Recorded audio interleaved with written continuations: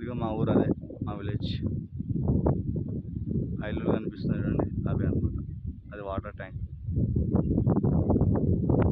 So just 1 kilometre అంతే, అంత distance ఏమి ఉండదు.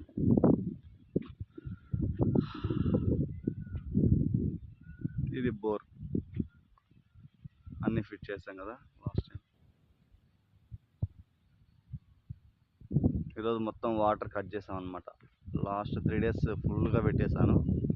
సో ఈ 1 day గ్యాప్ ఇస్తాను, ఎందుకంటే ఎక్కువ వాటర్ అయితే కూడా ప్లాంట్స్ హెల్దీగా ఉండవు అనమాట, అన్హెల్దీ అవుతాయి. సో ప్లాంట్ని కూడా అర్థం చేసుకోవాలి, సాయిల్ని అర్థం చేసుకోవాలి, నేచర్ని అర్థం చేసుకోవాలి, క్లైమేట్ని అర్థం చేసుకోవాలి. Everything. Farmer is the biggest scientist అని చెప్పొచ్చు. బట్ ఏంటంటే ఇప్పుడున్న ఫార్మింగ్ వేరు, ఒకప్పుడున్న ఫార్మింగ్ వేరు. సో రండి అందరూ వ్యవసాయంలోకి రండి.